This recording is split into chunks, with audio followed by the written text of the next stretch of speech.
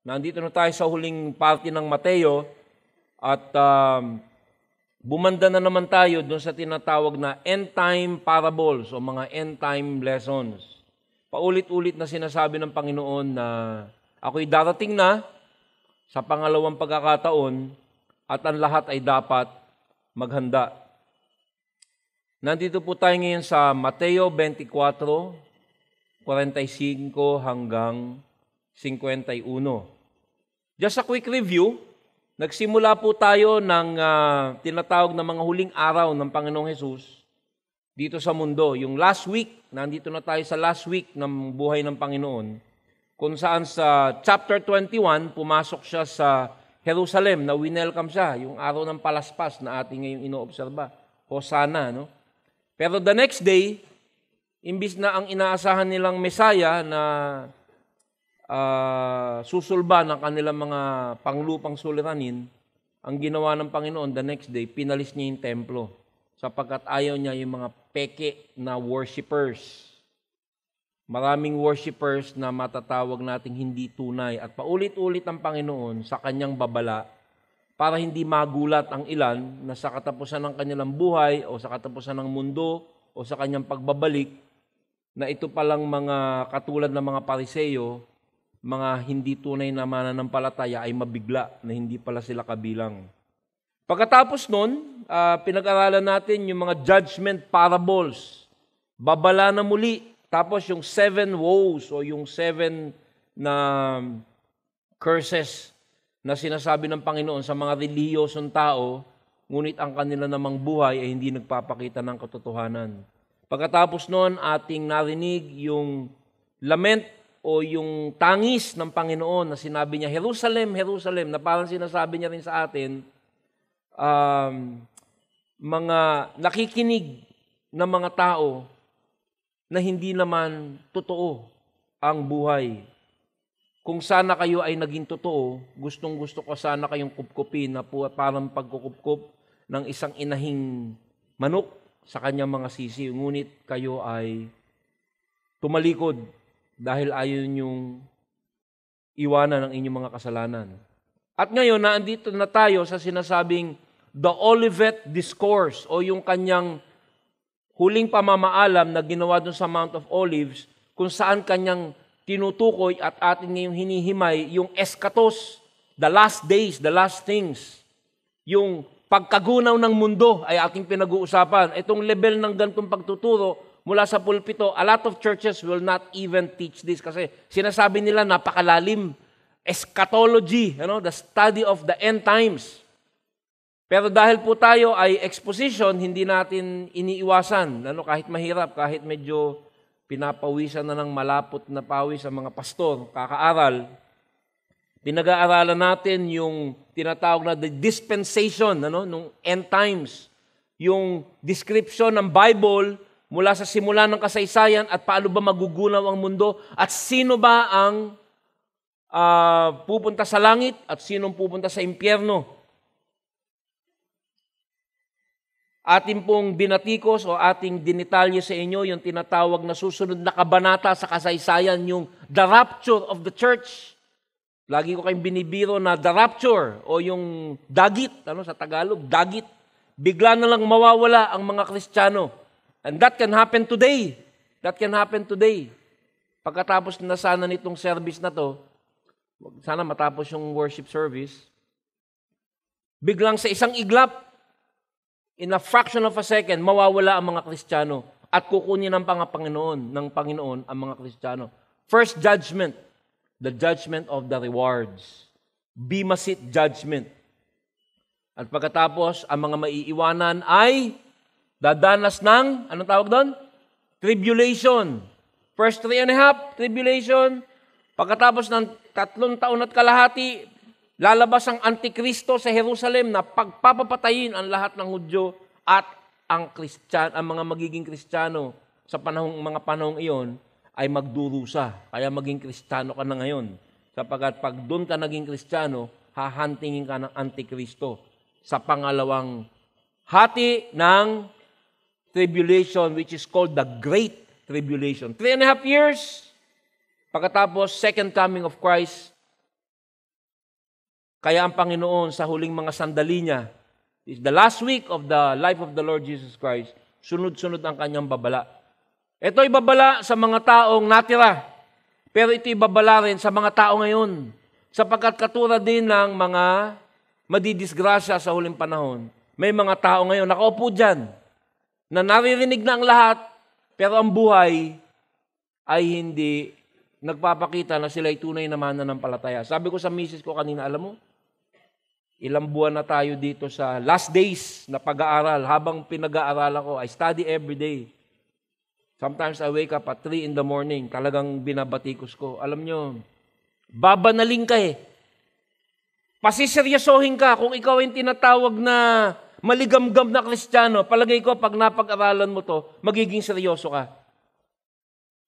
Paulit-ulit din po ako, tulad ng paulit-ulit ng Panginoon. Ang pangunahing sandata ng Antikristo ni Satanas ay hindi para pasambahin ka sa mga Diyos-Diyosan. Ang kanyang sandata ay pasambahin ka sa tunay pero sa maligamgam na pamamaraan. Hindi ka seryoso. Kaya ngayon po, ito naman, pumapasok naman tayo, patuloy pa rin itong end times parables. Sunod-sunod na po yan. Ngayong araw na to ay ang tinatawag na the faithful and the unfaithful servant. Ang matapat at ang pabayang alipin. At sa mga susunod na linggo, next week, ganun na naman. The faithful and the unfaithful churchgoer. Pinag-uusapan po, yung matapat at hindi matapat sa loob ng simbahan, hindi sa labas. Nabibigla nga po ako eh. It is here that the Lord is talking about. Yung mga may pangalang Kristiyano, sino ba ang tunay at sino ang hindi tunay? Ang matapat at ang pabayang alipin. Matthew 24:45-51. Babasahin ko po. Sino ang tapat at matalinong alipin? Hindi ba't ang pinamamahala ng kanyang Panginoon upang magpakain sa iba't iba pang mga alipin sa takdang oras? Mapalad ang aliping iyon kapag dinatnan siyang tapat na naglilingkod sa pagbabalik ng kanyang Panginoon. Sinasabi ko sa inyo, gagawin siyang tagapamahala ng kanyang Panginoon sa lahat ng mga ari-arian nito. Ngunit kung masama ang aliping iyon, sasabihin niya sa kanyang sarili, matatagalan pa ang pagbabalik ng aking Panginoon. Kaya't sisimulan niyang bugbugin ang iba pang mga alipin at makikipagkainan at makikipag-inuman sa mga lasenggo. Babalik ang Panginoon ng aliping iyon sa araw na hindi niya inaasahan, sa oras na hindi niya alam. Buong higpit siyang paparusahan ng kanyang Panginoon.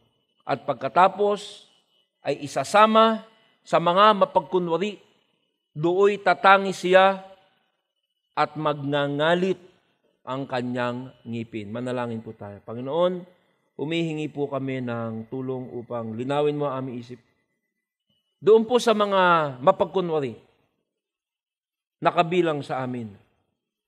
Kung kami po ay may tawag na Kristiyano sa aming sarili, ngunit sa pribadong buhay ay hindi Kristiyano. Kami po ang tinutukoy.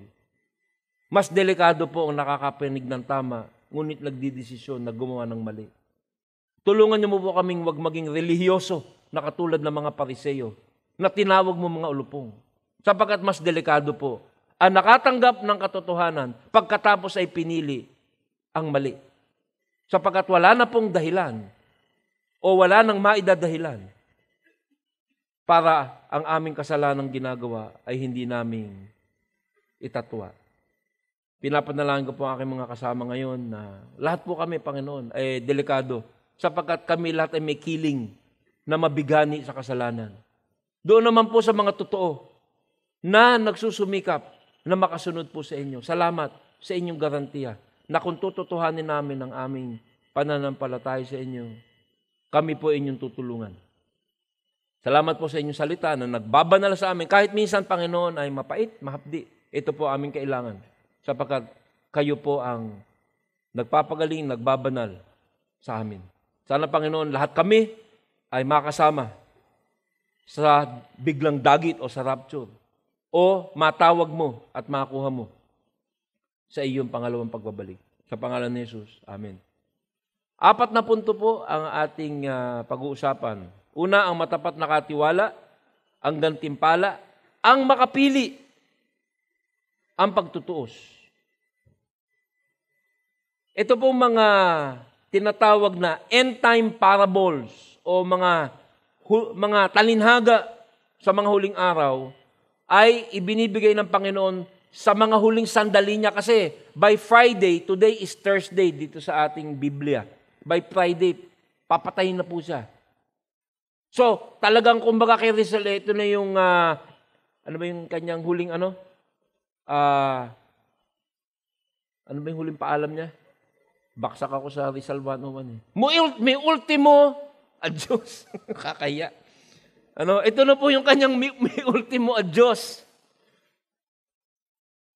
Ito na yung kanyang mga huling habilin para sa mga Kristiyano sa lahat ng panahon. Para kumbinsihin na tayo ay mag-intay sa tiyak niyang pagbabalik. Saan mo ba ginugugol ang buhay mo ngayon? Alam niyo, marami nagsisimba, yung linggo, para lang yan chinecheck, kailangan magsimba ng linggo. Tulad ng kailangan pumasok ng Lunes, Martes, Miyerkules, Huwebes, meron lang siyang aktibidades. Pero ang pagiging makadiyos sa Kanya ay hindi tunay. At ang buhay natin ay kung susukatin mo, kung titimbangin mo, mas maraming ginugugol sa mga bagay na makamundo. Kaya pag nagbotohan, eleksyon, sinong gustong bumalik na ang Panginoon? Ay, wag muna. Marami pa akong gustong gawin. Kakabili ko pala ang nung aking regalo sa aking sarili. Ayoko munang bumalik si Lord kasi gusto ko munang maglamyerda. Alam mo ibig sabihin ng lamyerda? That is Greek for gusto ko po nang mamasyal, magliw-aliw. Pero ayaw nilang bumalik muna ang Panginoon. Ngunit ito po mga tinatawag na end-time parables ay para tayo po ay maghanda at laging naghihintay. Sapagkat anytime, hindi natin alam, He will come back. Mabuti na laang itong bagyo ngayon, alam natin kung kailan dadating. Kailan po ang dating ng bagyo? Ngayong gabi ba? Alam mo. Pero ang pagdating ng Panginoon, hindi mo alam. At ito po ay mga istorya na kanyang paalala o magsisilbing tanong, handa ka ba? Handa ka ba? Ang una po ay ang nakahanda, ang matapat na katiwala. Sino ang tapat at matalinong alipin, Anya? Hindi ba't ang pinamamahala ng kanyang Panginoon upang magpakain sa iba't iba pang mga alipin sa takdang oras? Noong po mga panahong iyon, yung alipin o yung slave ay napaka pangkaraniwang ilustrasyon. Ngayon, meron tayong mga kasama sa bahay na pinagkakatiwalaan at pinagbibilinan. Tayo ay pinagkatiwalaan ng Panginoon ng ating buhay. Bago ka pa man ipinanganak, sabi sa Efeso 2, binigyan ka na ng mga kagalingan o meron ka ng mga gifts, meron ka ng mga oportunidad na binigay sa'yo na pag nagdesisyon ka sa iyong buhay na bumaling sa Diyos, God will use you. Alam mo ba yon? God wants to use you. Tulad ko. Napakaganda ng aking boses. Ba't niyo ako pinagtatawanan? Alam niyo bang birthday ko na next week? Huwag niyo akong pagtatawanan. Kaya nga po nung nandito ako sa CCF, sabi ko, God gave me the gift of singing. Yun nga po, nagkaroon dito ng audition. Nag-audition po ako. Kumanta po ako ng 3 kanta. 2 Tagalog, 1 English. Pagkatapos, pagkanta ko po, sabi ni Pastor Joby, na punong ministro, EJ, wag ka na lang maging singer, maging pastor ka na lang. Kaya ito po, pastor na ako ngayon. Hindi po ako singer. Biro lang po yan. Pero seriously, God gave us talent. At ito pong ilustrasyon na to, ano ba yung talent na ibinigay sa'yo? Hindi lang talent, opportunity. Magaling ka eh. So ikaw ngayon ay mapera, mariwasa, maraming tao. You're a leader. Ikaw ay taong magaling makisama, so magaling kang mamuno. Saan mo ginagamit yan? Hindi ko naman sinasabing lahat tayo maging full-time ministers. But habang ikaw ay tumatanda more and more, dapat ginagamit mo ang iyong buhay, ang iyong talento, ang iyong mga resources for God's glory. Sapagkat sa kahuli-hulihan, lahat ng bagay dito sa mundo ay magwawakas, ngunit ang mga bagay na ginawa para sa Panginoon ay pang walang hanggan. Pero kung lahat ng ginagawa mo ngayon, sinundan kita, 1 buwan, wala kang ginagawa para sa Panginoon. Lahat ng ginagawa mo para sa sarili mo, maaari siguro nating masabi na maihahambing ka sa hindi matalinong alipin. Hindi mo ginamit ang ibinigay sa iyo para sa paglilingkod sa nagbigay sa iyo. Where is your life? Ikaw ba ay matatawag na trusted slave? Pinapakain mo ba ang mga taong malapit sa Panginoon? Do you serve God, His church, His people? Yung bang binigay sa iyong spiritual gift, talent, lahat yan ay pagtitiwala ng Panginoon. May iba, hindi na ginagamit yung talent sa Panginoon, ginagamit pa sa masama. Lahat po tayo ay binigyan yan. At sana habang tayo nagmamature, sinasabi natin, paano ko ba magagamit ang aking talento para sa Panginoon? At hindi lang po yan sa mga tinatawag na non-Christian. May mga Christian na hindi rin ginagamit ang kanilang talento para sa Panginoon. Ngunit tinuturing na matapat at matalino ng Panginoon ang isang tao na habang lumalago siya sa Panginoon, ginagamit niya ang kanyang talento at oportunidad para sa Panginoon. Meron po akong kilala, sabi niya, alam mo, Brother EJ, habang ako'y lumalago sa Panginoon, pag may gusto akong bilhin, tinatanong ko na ngayon, ito bang aking bibilhin ay magpapalapit sa akin o magpapalayo sa akin sa Panginoon? Siya po ay mahilig dati sa video game. Alam niyo yung video game? Tinigil niya na kasi sabi niya, video game, nakaka-addict. Hindi naman masama yung video game kung kaya lang minsan yung mga video game matanda na siya eh. Parang humahaba yung oras niya, ginugugol niya ron. Sabi niya, imbis na nagsiserve ako, ginugugol ko yung time na yan ay binigay ng Panginoon at yung aking treasure, yung pera, napakamahal niya mga yan, para sa mga paglibang na ang ginugugol oras.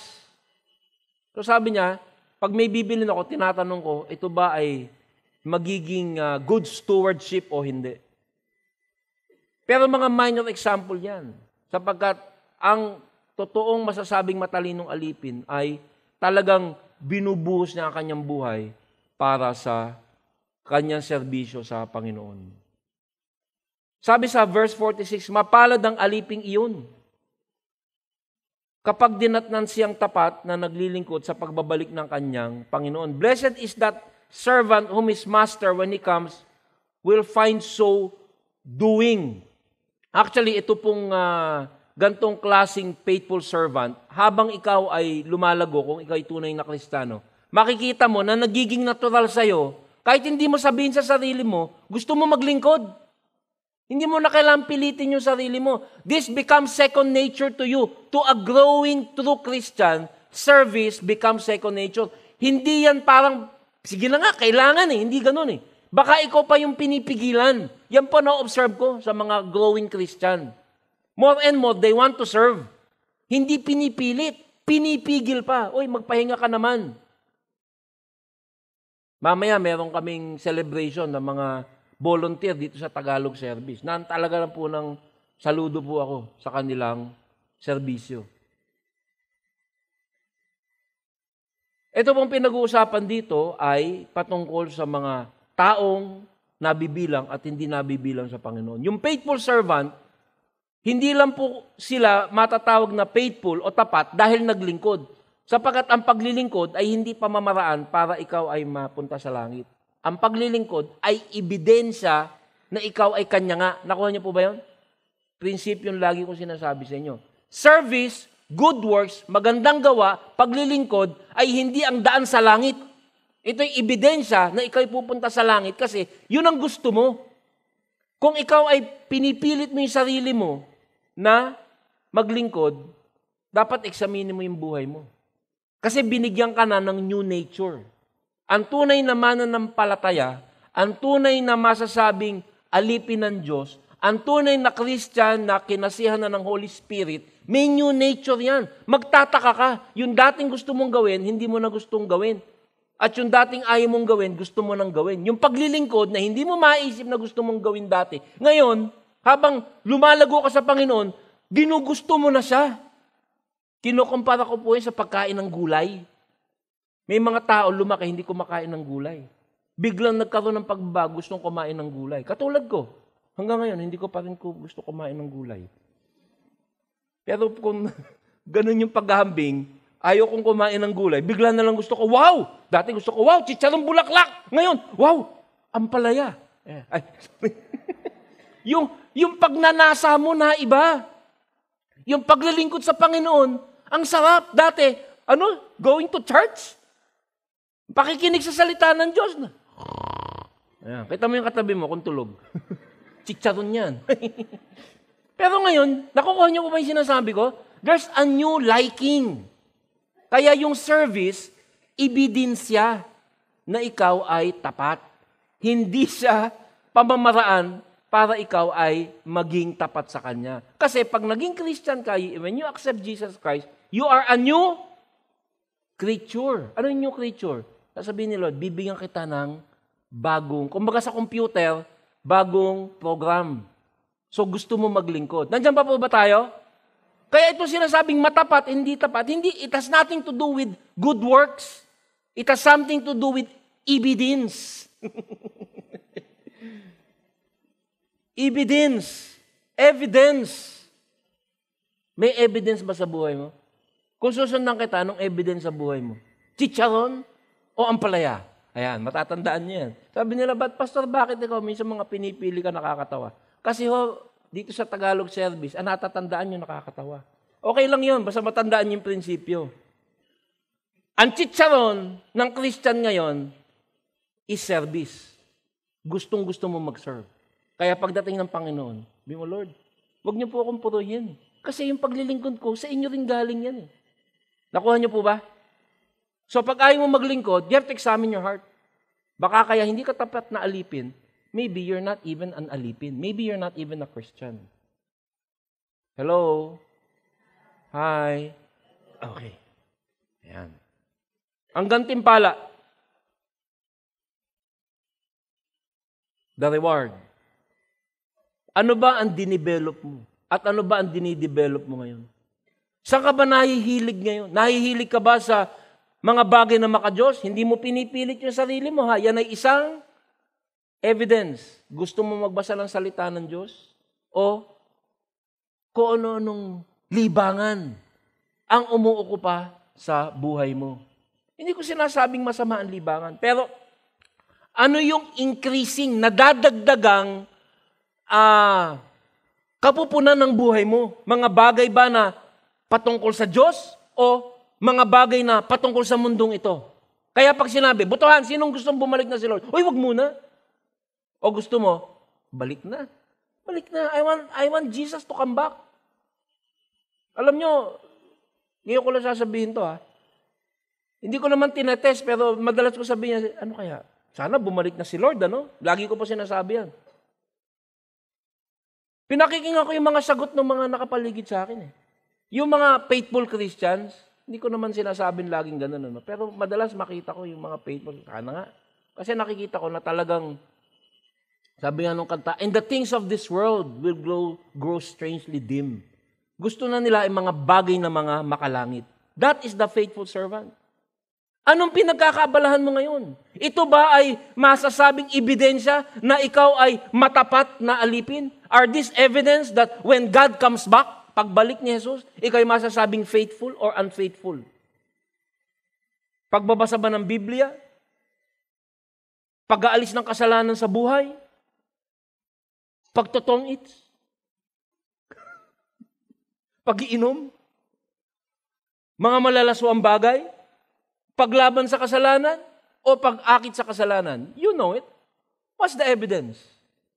Reviewin mo lang yung buong linggo mo. Reviewin mo lang. Ano sa tingin mo?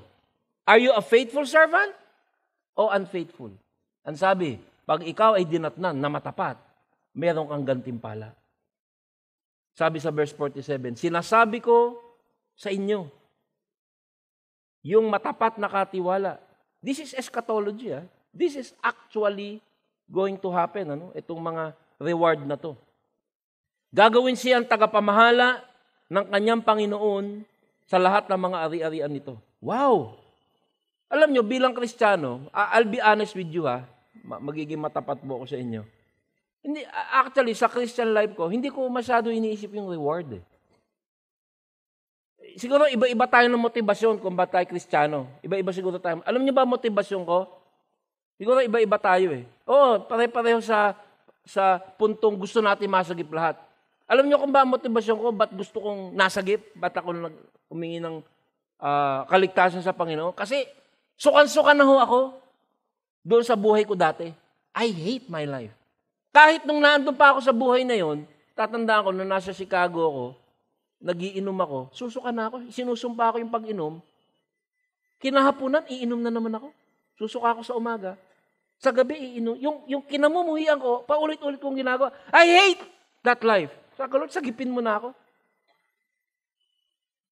Hindi ko motibasyon, kahit nung ako'y naging Christian na, yung gantimpala, ang motibasyon ko, yung pagkamuhi ko sa buhay na hindi Kristiyano.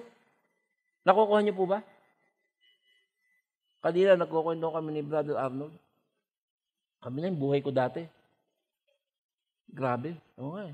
Kaya kami Christian because of what we are now. Pero marami palang pangako sa Biblia na reward. Pwede rin pala yung motivasyon na magalak na itayo'y Kristiyano. Hindi lang salvation o kaligtasan, hindi lang langit, meron din palang pangako. Naitanong mo ba sa sarili mo kung anong gagawin natin sa langit? Gano'ng katagal tayo sa langit? Ilang taon nga tayo sa langit? 5 years ba? Ilan? 10 years? Forever. Isipin mo kung nasa langit ka, ulo ka lang, meron kang pakpak na gano'n. Hello. Hello. Ganun lang ba tayo sa langit? Kaya tinuturo po sa inyo to Alam nyo ba na during the millennium, yung 1,000 year of Christ, at ganun din sa buhay na walang hanggan sa langit, ang mga matapat na alipin ay bibigyan ng posisyon. Kung gaano ka katapat dito, ganun ang ranggo mo sa kabilang buhay. Gagawin siyang tagapamahala. Sabi sa English, I say to you, the faithful servant will be made a ruler over the master's goods. Narinig niyo po ba yun? That is in addition to salvation, to eternal life. Pag tayo po ay kinuha na ng Panginoon sa millennium, yung 1,000-year reign of Christ, and in heaven, yung mga matapat na alipin will be given positions of responsibility.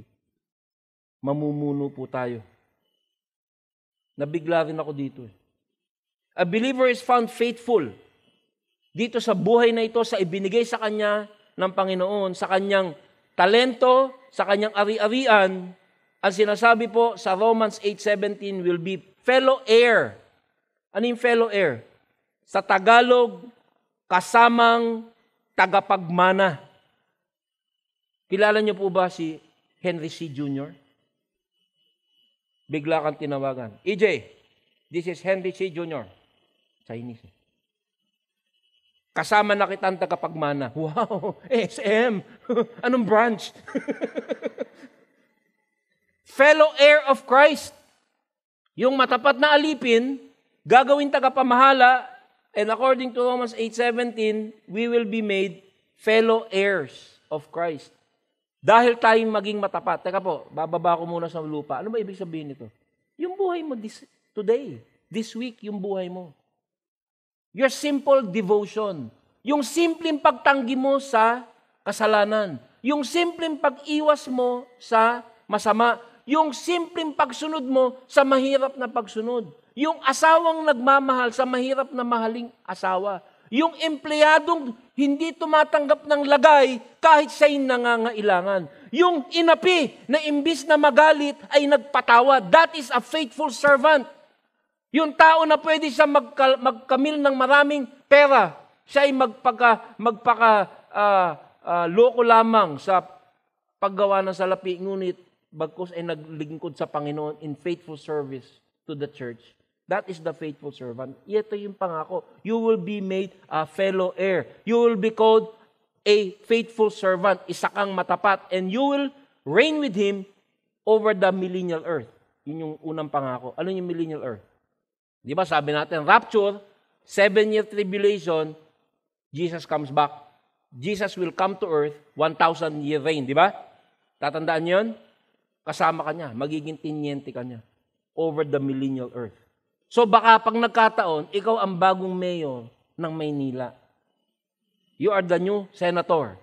Ang tawag sa iyo, nasan si Boy? Senator Akyat Manaog. Kasi akyat manaog ka sa langit. Because you are God's leader. Yun, nung napag-aralan ko yun eh. Sabi, no? That is in Matthew 24:47. Basahin niyo po yun, ano? Matthew 24:47. Basahin niyo sa English yan. Kasi sa English, "Assuredly I say to you, He will make him a ruler." And nung pinag-aralan ko po yun, is referring to ruling in the millennial earth. Doon sa second coming ni Jesus, magre-reign siya ng 1,000-year reign. You will sit with Him on the throne, ruling millennial earth. Dito po yan, pero new earth na yun. Ito ang pinag-uusapan natin ay buhay natin 1,000 years from now. Or several hundred years from now.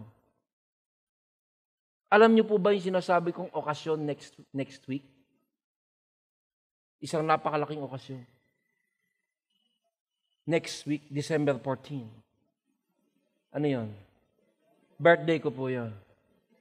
Ilagay niyo na lang po yung regalo niyo sa tight box. Hindi. Kaya ko po sinasabi sa inyo kasi 3 years ago, nagsimula po akong pumalo ng 50. Aray ko, yung pamamalita. Every year may bagong, nung una, nagkasakit ako sa puso. Tapos lumabo yung mata ko. Ngayon, sabi ko sa misis ko, tumataba ako. 20 years hindi nagbabago yung timbang ko eh. So, sabi ko, tumatanda na talaga ako. Hindi, naisip ko, sabi ko, but you know what? Etong katawan to, nag-age. I'm 53, I look 35. That's okay. Pero, kahit ano sabihin mo, tatanda ka pa rin, di po ba? Kaya nga ako, may sama akong loob dito sa mga cameraman. Ngayon ko lang sasabihin sa inyo, magtatapat ako sa inyo. Pag nakatayo ako dito, nakaganon ako, lagi nakapokus sa bumbunan ko yung camera eh. Oh, now showing. Biro lang po. Pasensya lang kayo, masaya ako ngayon kasi Pasko eh. Pero seryoso po itong We will get old. Pero ito mo pinag-uusapan natin, ang buhay ng Kristiyano will never end. Hindi matatapos ang buhay natin. Pero teka muna, ang buhay pala ng hindi Kristiyano, yung hindi matapat na alipin, hindi rin matatapos. Pero iba ang direksyon nila. Diba sabi ko sa inyo, ang buhay na walang hanggan ay para sa lahat. Pero yung matapat, buhay na walang hanggan kasama ang Panginoon. Yung hindi matapat, buhay na walang hanggan kasama si Taning. Si Kataning in hell. These are promises to the faithful. Ang matapat, nakatiwala. Sana tayo ay maging matapat, nakatiwala.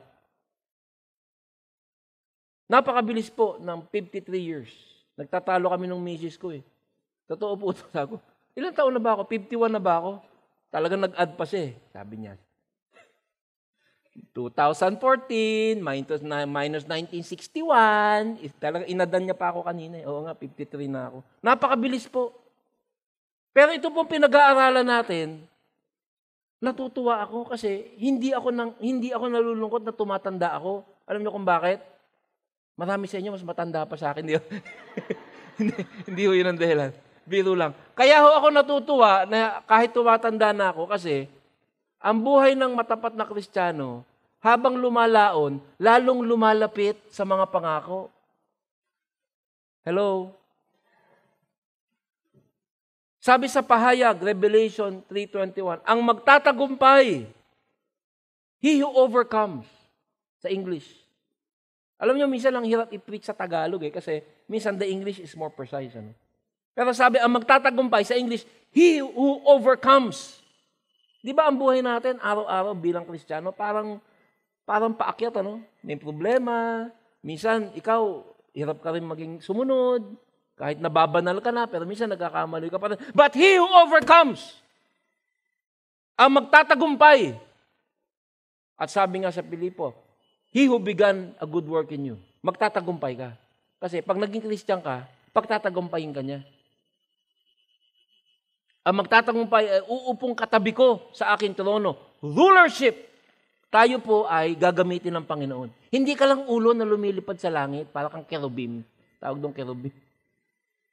You will be used. There will be governance. Wala nang corrupt na senator. Tulad ko na nagtatangumpay at nakaupo ngayong katabi ng aking ama sa kanyang trono. Sino yun? That's Jesus Christ. We will sit with Jesus Christ if you are faithful. Hindi performance, ha? Hindi po to salvation, performance by works. Evidence.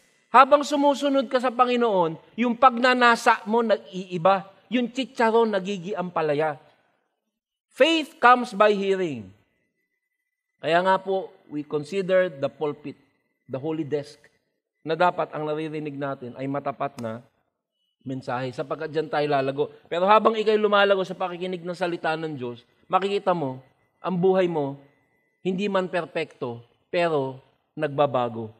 At tatawagin ka sa huli na matapat. At ito ang mga pangako sa iyo. The Christian will rule with Christ. Yan po ang pangako at ang gantimpala sa matapat na katiwala. Anong talent mo? Ano bang pwedeng gamitin sa'yo? Tingnan mo lang, ano mo sabihin, Pastor EJ? Tumingin ka sa paligid mo. Meron tayo, musician. Di ba? Meron tayo, usher. Nagwe-welcome lang dito. Meron dito, Sunday school teacher. Meron naman, babae na nag-aalaga lang sa kanyang bahay. Homemaker. Nag-aalaga sa mga bata, nagtuturo ng Bible, nagmamahal sa pasaway niyang asawa. Sabihin mo, ikaw yon. Sabihin mo na, huwag ka na magpigil. Okay lang yan. Nagiging makadiyos, tahimik. Lalaki na gumagawa ng mabuti. You are the faithful Christian. Pangatlo, doon namang isa, ang makapili o ang masamang alipin. Ba't mo sinabing makapili, Pastor EJ? Well, alam niyo po ba yung petsa ngayon? December 7. Ano po ba yung December 7? The day that we live in infamy. Ito yung inatake ng Hapon ang Pearl Harbor. Yung pong lola ko nung buhay pa, lagi nagkukwento sa akin yan nung Japanese occupation. Sabi niya nung naandito ang mga Hapon, ang Pilipinas ay nasa sakupan ng mga Hapon, meron tinatawag ng mga makapili. Alam niyo po ba yung mga makapili? Yun yung kapwa Pilipino na kumampi sa mga puwersang Hapones na pumapatay ng kapwa Pilipino. Nagsusuot sila nung ano yan? Nanonood kayo ng Joseph Estrada movie, ha? Yung bayong. Tapos ituturo. Kinukwento sa akin ng lola ko, kasi yung lolo ko, guerrilla, na muntik na daw mabiktima na makapili yung lolo ko. Pero sabi niya, during the Japanese occupation, yung mga Pilipino, na dapat sana yung naging matapat ng mga Pilipino na tumutulong, siya pang bumaliktad. Nakalimutan nila ang sinabi ni John MacArthur, ni Douglas MacArthur. I shall return. Bumalik nga ba? Bumalik. Kaya nung naandito pa, okupado pa ng puwersang Hapones, ang Pilipinas, yung mga makapili, may bigas, may spam, ano-ano. Pero nung bumalik si MacArthur, nagdiwang ang buong Pilipinas, ano sa palagay mo ang pakiramdam ng mga makapili? Takot. Horror. Sabi ng lola ko, yun daw mga makapili dito sa aming bayan ng Pagsanghan, Laguna, inilalagay nila sa haulang kawayan at yung mga ni-rape, at yung mga sinamantala, at yung mga byuda na mga napatay ng Hapon na itinuro ng makapili, ang ginawa nila, tinipon nila, inilagay yung mga makapili doon sa cage ng kawayan at pinapila yung mga babae na ni-rape at mga binyuda at isa-isang pinagkukurot at binalatan ng buhay ang makapili. Naisip mo ba yun? Babalatan ka ng kurot? Minsan nga, natutuwa lang sa akin, misis ko, ang sakit na eh. Ang cute mo, aray. Isipin mo, babalatan ka? Hihilahin yung balat mo? Ngayon po, ang mundo ay okupado ng puwersa ng demonyo. Makapili ka ba? Are you joining the devil? Or are you part of the guerrilla of the Lord Almighty? He shall return, Anytime. Anytime. God will come back. Ang pinakamasama po sa mga makapili ay dahil sila ay Pilipino. Ang masama, pag nasa loob ng simbahan, tawag Christian, ang buhay, makapili. Kaya tinawag ko makapili. Ikaw ba double agent? Do you call yourself a Christian? You sing Christian song? You come to a Christian church? Meron ka pang ID, I'm a Christian. Member, CCF, since 2007. Pero ang buhay mo, makapili. Natatawa tayo dyan. But some of us are.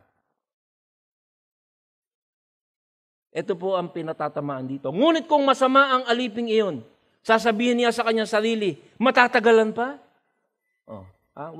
Alam niyo itong mga bagyo na to, let this be, in a few hours, this powerful storm is coming. Let it be a reminder that once upon a time, God destroyed this earth because of judgment by water. Sino yun? Noah. Sabi niya, matatagalan pa ang pagbabalik ng aking Panginoon, kaya sisimulan niyang bugbugin ang mga alipin at makikipagkainan at makikipag-inuman sa mga lasenggo. Ibig sabihin, yung binigay sa kanyang pamumuno, resource, pera, galing, imbis na gamitin para sa mabuti, ginawa sa masama. So yung sinasabing pagbubugbog, pagkakainan ng sobra, pag-iinuman kasama mga lasenggo, this is the attitude. Ito yung ugali ng mga tao na sinasabi nila, sila'y alipin nga ng Diyos, ngunit ang kanilang gawain ay parang wala ang Diyos at hindi na muling babalik. At meron pong dalawa na tinutukoy dito, Dalawang klasing masamang alipin, pagbabalik ng Panginoon. Una, yung mga tinatawag na bukas na sila ay unbeliever. May mga tao ngayon, very proud na hindi sila Christian. Hindi totoo yan. Ako, I enjoy my life. I'm a self-made man. Pinagyayabang pa ang kanilang kasalanan. Ang chicks ko, ganyang karami. Ang tinatanggap kong lagay, ganyang kalalaki. Ito yung mga kalokohang ginagawa ko. Ikaw, mayroon ka ba niyan? Nakakita na po ba kayo ng ganyang mga kayayabang na tao? Pinagyayabang ang kanilang kasamaan. Hindi itinatago, hindi kinukubli. That's the first kind. Pinaglilingkuran lamang nila ang kanilang sarili. Lahat ng biyayang ibinigay sa kanila ng Panginoon, nilulustay lamang nila sa kanilang sarili. Hindi sila mamamatay tao, masabi natin. Ngunit, wala silang ginawa kundi pagsilbihan ang kanilang sarili. They never asked, what does God want me to do with my life? They served themselves.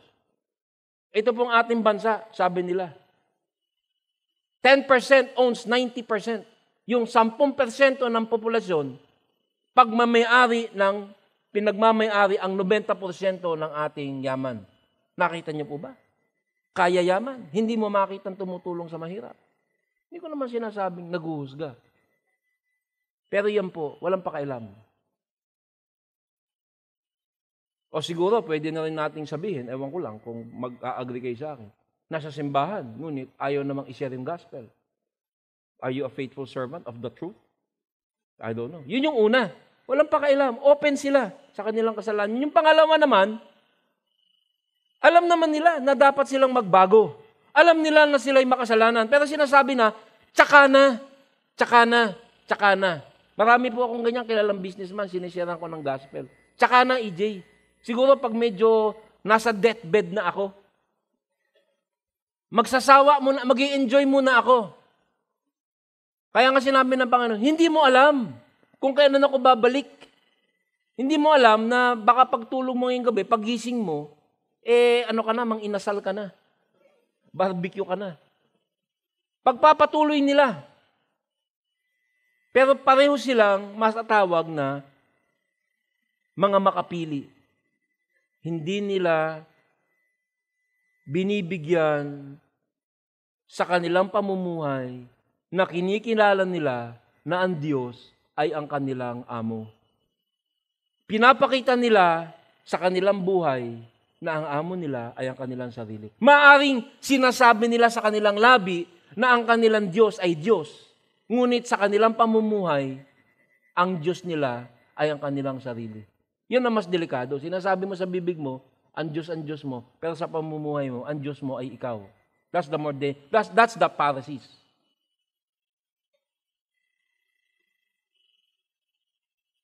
Yan po ang mga pag-uugali, yan po ang karakter ng tao na masasabing hindi tapat. Okay, lilinawin ko lang po. Hindi ko po sinasabing kailangan kang maging super banal, super holy. Na wala ka nang ginawa kundi mag-serve sa church, mag-pray. Hindi po. Ang sinasabi ko lang, unti-unti ba, tulad ng aking ilustrasyon, yung chicharon, nagiging ampalaya. Yung buhay mo ba, unti-unti, nagiging from makamundo, nagiging makadiyos. Nagbabago ba, unti-unti? Unti-unti bang nagkakaroon ng pagnanasa ang buhay mo na maging matapat sa Diyos? Pang-apat at huli, ang pagtutuos. Babalik ang Panginoon ng aliping iyon sa araw na hindi niya inaasahan at sa oras na hindi niya alam. Bakit sinasabing hindi alam? Kasi kung alam natin ang oras, sasabihin natin, oy, babalik na si Lord, December 14. O sige, halika, mag-ano tayo, liw-aliw tayo hanggang December 13, 12 o'clock. Hindi alam. You don't know. It could be today. Hindi natin alam. Baka yung dumadating palang bagyo. Yun na yung mga anghel. I shall return na pala.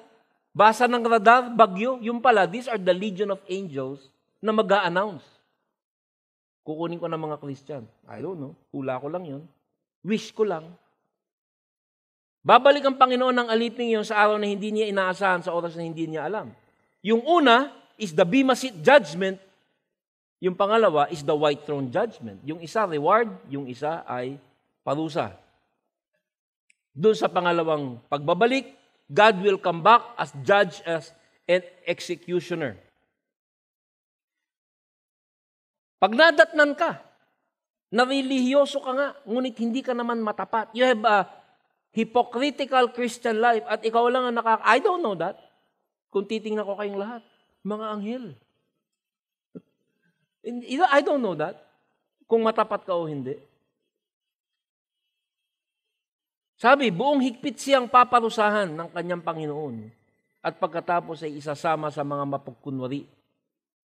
Doon ay tatangi siya at magngangalit ang ngipin. So obviously, ito yung mga non-Christian. Muli, uulitin ko sa English itong verse 51. Buo siyang paparusahan. Sa English, mas precise, He will cut him in two. And will cut him in two. And appoint him his portion with the hypocrites. Cut him in two, that term in Greek is dichotomeo. Kasi, yung parusa very specific. Ang kaparusahan ng kasalanan ay kamatayan. Ang ginagawa ng mga Hudyo noon, ang simbolo, pag nagsisisi sila, nag-o-offer sila ng animal. At ang ginagawa nun sa animal, hinahati sa gitna. Okay? Now, that sacrifice is Jesus Christ pag naging Christian ka. Ngayon, pag hindi ka nasagip sa pamamagitan ng sacrifice ni Jesus Christ, ikaw yung dichotomeo. You will be cut in two. So, ang ginagawa nila, literally, they cut the animal in two. May picture po ako. So, kunukuha nila yung hayop at hinahati. So, pag sinabi ng Hudyo, you will be cut in two, dichotomeo, ito yung inuulit nila sa kanilang sacrifice, very vivid sa kanila, na matinding parusa ang aabutin ng unfaithful servant. Ito ay nasa Exodo 29, pagpuputol-putulin mo ang tupa at uhugasan mo ang mga lamang loob at mga hita at ipapatong mo sa mga piraso. This is the sacrifice, hinahati, pinapatay bilang kapalit ng kasalanan. That is the old sacrifice. Now, it's Jesus Christ. Pag hindi mo tinanggap yun, you are an unfaithful servant. Hindi na patunayan that you accepted Jesus Christ sacrificed and repented of your sin, you will be the sacrifice. You will have to pay for your sin, which is death. Nandiyan ka pa? What is your life? Kristyanuhan? Simba-simbahan? O totoo? Are you a faithful servant? Sa mga susunod po ng mga istorya, makikita mo, in a church, wag mong paghihiwalayin ang damo at saka yung igos. So, ang maliwanag, in a church, there are fake and true Christians. Ito po yung binabalaan. Hindi na sinasabi ng Panginoon yung mga tagalabas. Obvious na yun eh. Yung loob. Who are the true? Who are the faithful? Who are the unfaithful so-called Christians? So to a Jew, being cut in two, yung parusa has the unmistakable idea of destruction and death. Yun yung tinatawag nila na scapegoat. But now there is no more escape. You are the goat. At sinasabi, kasama ang mga mapagkunwari. So, yung mga taong nagdideklara na ayoko dyan sa Kristyanismo, gusto ko buhay ng pagano. I enjoy my life. Kasama nung mga hypocrites, together with the hypocrites, pareho sila, they will join each other in eternal punishment. Pero dadating ang panahon na kahit anong klase kang unfaithful servant, yung fake Christian o yung openly hostile, yung open non-Christian. Ngayon, yung pagiging atheist, alam niyo atheist, yung hindi naniniwalang may Diyos, may mga tao na proud sila dyan eh. Pero ang sinasabi dito sa verse na to, both the hypocrites at yung mga atheists, pareho ang kanilang pupuntahan. Sapagkat isang araw, sabi sa Mateo 24, lilitaw sa langit ang tanda ng anak ng tao at mananangis ang lahat ng bansa. The unfaithful, makikita nila ang anak ng tao na nasa alapap, na dumadating, na may dakilang kapangyarihan at kadakilaan. Mananangis, tulad ng sinabi ko sa inyo, yung mga makapili, nung dumating si MacArthur at ang puwersa ng Amerikano, saan po sila ng landing? Pareho din ng landing ni Hagupit, sa Leyte. Nung lumanding na doon, yung mga makapili, nangangatog na po. Kaya ito sinabi, ayan na, nawala na mga Christian, mangangatog na. Naku po, totoo pala yung pinagsisigawan ni Pastor AJ dun sa CCF.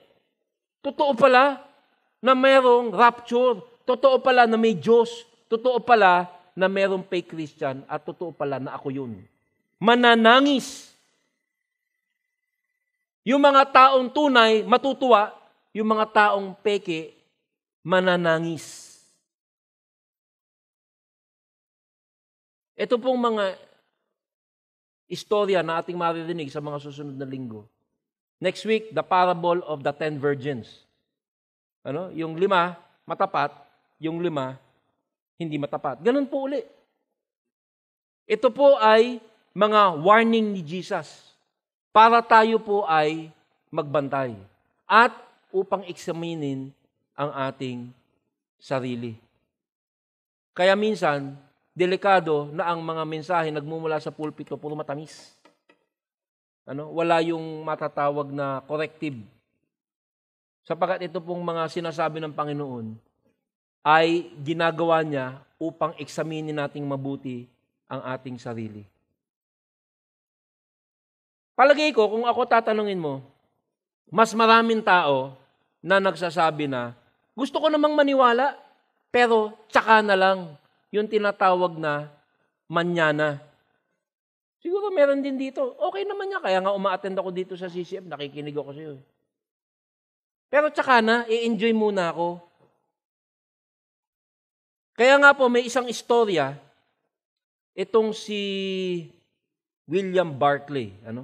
Isang hindi tunay na istorya, pero ehemplo ng ugali ng ibang mga tao na hindi maging matapat. Kung hindi, maging hindi matapat, pero may layuning maging matapat, pero tsaka na, mag-i-enjoy muna. Ito pong istorya niya, ang sabi niya, meron daw 3 demonyito na nagte-training para maging full-fledged demonyo. Nagte-training para mga plebo. So sabi ni Satanas, kayong mga demonyito, bago kayo mag-graduate, Kailangan mag-submit muna kayo ng suggestion. Para wasakin ang pananampalataya ng mga tao sa mundo. Para hindi sila maniwalang babalik ang Diyos at mayroong paghukom. Ito na, nag-submit na itong isang demonyito number 1. Sir, reporting for duty po. Anong plano mo, demonyito? Sasabihin ko po, walang Diyos. Para po sila magwala. Mali. Hindi makikinig sa yung tao. Ang tao, may program yan na nilagay mismo ng Diyos na maniwala. Kahit masasamang tao naniniwala yan, may Diyos. Tama, di ba? Kahit yung mga masasamang tao, naniniwala yan, may Diyos. Mali. O, demonyito number 2. Anong suggestion mo? Sir, reporting for duty, sir. Demonyito number 2. Sabihin ko sa kanila, sir, hindi ko sabihin walang Diyos, sabihin ko walang impyerno. Mali, sabi ni Satanas. Hindi maniniwala yan. Naniniwala yan na hindi maniniwalang walang impyerno. Tao naniniwala na may Diyos at lalong naniniwala may impyerno. Pag ginalit mo nga yung mga hindi maka-Diyos, sabihin, you go to hell. Di ibig sabihin, naniniwala sila sa hell. Yung pangatlong demonyito, maliit pero matalino, sir. Reporting for duty, sir. Ikaw, pangatlong demonyito, landahan mo suggestion mo. Anong sasuggest mo? Sir, hindi ko sasabihin walang Diyos, hindi ko sasabihin walang impyerno, sasabihin ko, sir, walang dahilan para magmadali ka. There is no hurry. Take your time. Bago ka magsisi, take your time. Walang dahilan para magmadali. Sige lang. Meron ka pa panahon. Sabi ni Satanas, you are promoted to tenyente. Sabi niya, marami kang maloloko. Kasi lahat siya, sasabihin, sige na nga, gusto namin maka-Diyos, pero, tsaka na. Kukunin ko muna yung promotion. Isang daya na lang. Isang maling relasyon na lang. Isang hot-hot na lang. Isang gawa na lang. Tsaka na ako magbabago. I-enjoy muna ako. Sabi niya, magaling. Tinyente demonyito. Isa ka ng demonyo. Isa ka ng demonyo. You are promoted to full-fledged demon. That is the most dangerous of all delusion that there's plenty of time. So marami nagsisimba, sige, kinig lang tayo. Tsaka ko na lang iiwanan yung aking kalibin. Tsaka ko na lang titigilan na aking pag-iinom. Tsaka ko na lang titigilan yung masama kong gawa. Tsaka ko na lang itutuloy yung aking pag-aaral ng salita ng Diyos. Tsaka ko na lang iiwanan ng panonood ng pornography. Tsaka ko na lang titigilan ng pangbubugbog ng aking asawa. Tsaka ko na lang titigilan ng aking pagiging magagalitin. May panahon pa. Sabi ni Satanas, you will deceive and you will ruin men by the thousands. Ito pong mga tinatawag na end-time parable na aking sinasalaysay sa inyo dahil nasa Bible is a warning and a call to urgency. Sabi po ni Mayor Romualdez ng Tacloban, wala masyadong na-damage kasi yung warning namin ay dininig na ng mga tao. So hindi pa sinasabihan lumilikas na. Are you heeding the warning of the Bible? O sinasabi mo, tsaka na? Ngayon, magtataka tayo, bakit napakatagal bago bumalik ang Panginoon? Unang-una, dalawa po ang dahilan. Bakit hindi pa bumabalik ang Panginoon? Katagal, kaya daming kasamaan na nangyayari. Hanggang ngayon hindi siya bumabalik. May dalawa pong dahilan. Unang-una, hinahayaan ng Panginoon na yung kasamaan ay tumakbo ng kanyang buong takbo. Tatandaan niyo yung sinabi sa inyo, the cup is full. Talagang hinahayaan niya na mapuno ang baso ng kasamaan para maging ganap ang paghuhusga. Pero dadating ang panahon na sasabihin ng Panginoon, tapos na, puno na, ngayon na ang panahon. And that could come anytime. Sabi sa Revelations 14, ito po yung nangyari na sumignal na kailangan ng tapusin ang mundo. Isa pang anghel na lumabas mula sa templo at malakas na nagsalita sa nakaupo sa ulap. Gamitin mo na ang iyong karit. Gumapas ka na sapagkat panahon na. Hinog na ang aanihin sa lupa. That is a judgment statement. Hinog na ang aanihin sa lupa. Sino ang aanihin? Yung masasama. Aanihin na. Kaya alisin na. This is the separation of the church. Rapture. Dagit. Alisin na yung mabubuti. Who knows? Only God knows. Meron bang maiiwan dito? Yes. Yung movie na sinabi ko sa inyo, Left Behind, sino naiwan? Hinog na. Ginamit nga ang nakaupo sa ulap ang kanyang karit at ginapas ang dapat anihin sa lupa. Tingnan mo at pisilin ng katabi. Hinog na ba siya? Di ba? Yung mangga, di ba? Pag hinog na, pakwan, pinipitik-pitik. Hinog ka na ba sa kasamaan? Ang dami mo nang narinig, talagang hindi ka na mababago, hinog ka na. So, ang ibig mo sabihin sa Revelation 14, i-announce ng angel, Lord, hinog na ang mundo, take the church away, harvest. That is the final judgment. Pangalawa, bakit hindi pa bumabalik ang Panginoon? Naku, wala na pala ako oras. Sorry Tatapusin ko na po. Pangalawa, nag-iintay ang Panginoon na, di ba sabi ko sa inyo, may takdang bilang ang mga masasagip? There is a specific number of how many Christians there will be in the entire world. The Gentile Christian. Sabi sa Romans 11, mga kapatid, isang hiwaga ang nais kong malaman ninyo upang hindi maging mataas ang palagay ninyo sa inyong sarili. Ang pagmamatigas ng Israel ay pansamantala. Tatagal lamang iyon hanggang sa mabuo na ang takdang bilang ng lahat ng mga hentil. So Israel, when the church departs, the Jews will be brought back. Kailan mangyayari yon? Pag yung kahuli-hulihang hentil ay tumanggap na sa Panginoon na bilang kanyang Panginoon at sariling tagapagligtas. May sasabihin po ako, baka ikaw yung kahuli-hulihan. Tumanggap ka na para ka tayo kunin na. May takdang bilang, baka ikaw yung katigas ng ulo mo. Tumanggap ka na sa Panginoon. Kasi pag tumanggap na yung kahuli-hulihan, takdang bilang, last, that church will be raptured. When the gathering of the Gentile saints into the church is complete, the church will be taken. Bakit hindi pa tayo kinukuha ng Panginoon?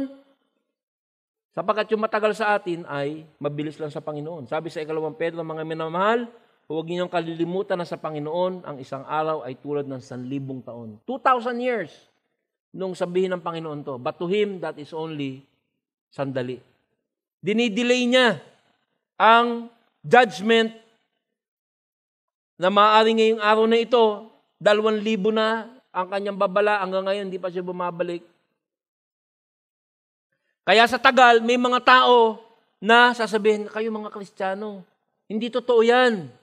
At yan po ay sinabi sa 2 Pedro na may magsasabi, ano yung sinasabi niyo second coming of Christ na yan? Hindi totoo yan.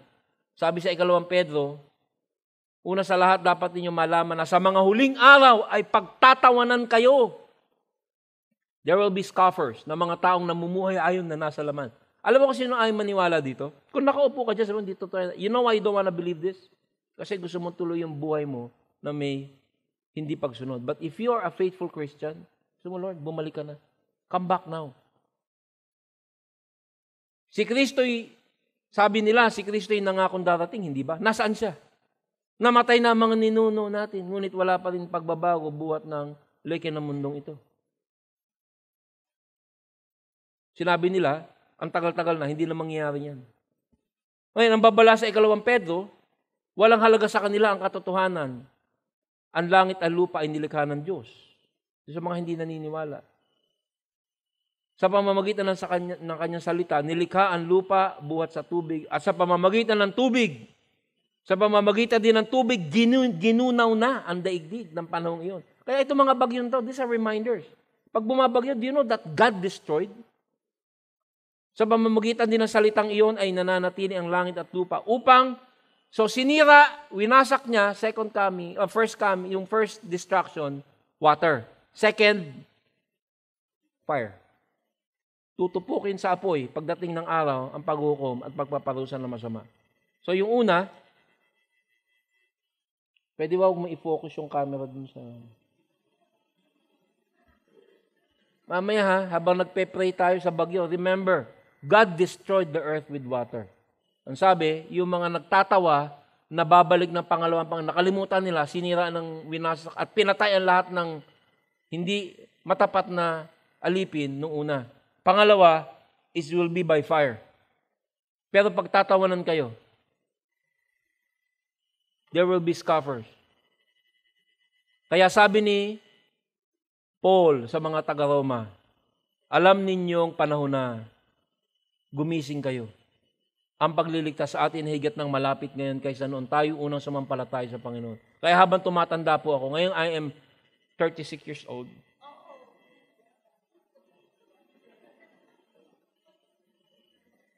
Baliktarin nyo na lang po yun. Namamaalam na ang gabi at malapit ng lumiwanag. I'm glad I'm getting old. Ibig sabihin, lumalapit na ako.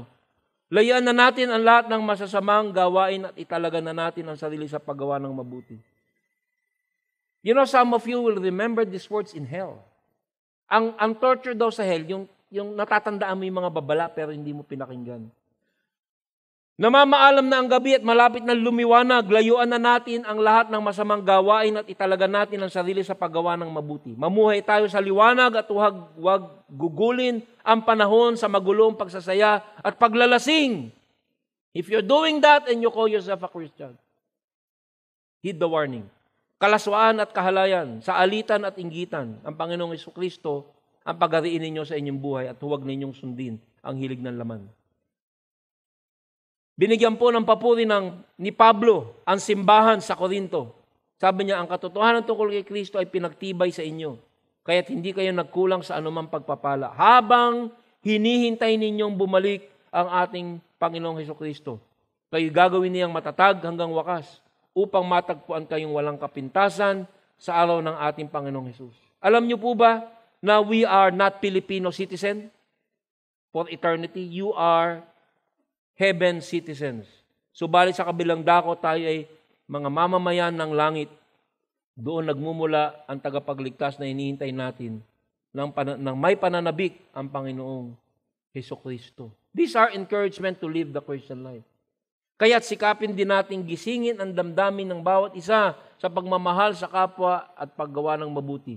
Huwag nating kaliligtaan ang pagdalo sa ating pagtitipon. That's what you're doing today. Gaya ng ginagawa ng ilan. Sa halip, palakasin natin ang loob sa isa't isa, lalo na ngayong nakikita nating malapit na ang araw ng Panginoon.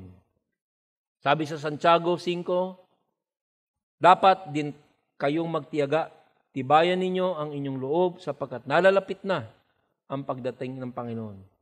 What theologians call live with an attitude of imminency. Yung dadating na siya. Imminence. At huli po sa lahat, tatanungin ko kayo, alam niyo po ba ang huling mga taga ng Panginoong Hesus sa buong Biblia? Ang huling kataga ng Panginoong Hesus sa buong Biblia ay nasa huli ng buong Biblia. It's in Revelation 22:19. Ang sabi po, ang sino man mag-alis ng anuman sa mga propesiyang naririto sa Bible, aalisin naman ng Diyos ng karapatan sa bunga ng punong kahoy. It's talking about end times prophecy na nagbibigay buhay at sa banal na lungsod na binabanggit dito. Sinasabi na nagpapatotoo sa lahat na ito. These are the last words of the Lord Jesus Christ. Huling salita ng Panginoon sa buong Biblia. Tiyak, darating na ako. Last words of Jesus Christ. Huling salita ng Panginoong Hesus sa Biblia, darating na ako. At sabi ng Kristiyano, sana nga'y dumating ka na.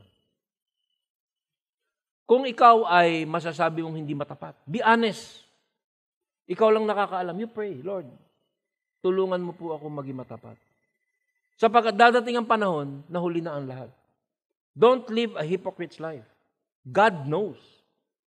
Alam mo kung ba't yung rapture? Alam niya kung sinong iaangat because He is omniscient. Alam mo omniscient? Alam niya ang puso ng bawat isa. And only you and God know if you are a true Christian. Let's pray. Panginoon, salamat po sa mensaheng ito.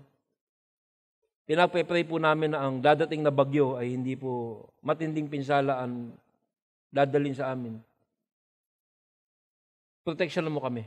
Pero sana, Panginoon, habang dumada ang bagyo, mamayang gabi o bukas, habang kami nananalangin na kami po ay maligtas, manalangin din po kami na maalaala namin na isang araw darating ang panahon na hindi po naman tubig, hindi bagyo, kundi apoy ang tutupok. At kung hindi po kami magiging seryoso na unawain ko kami nga'y tapat, kami po'y mabibigla na hindi pala kami kabilang sa mga tapat na alipin.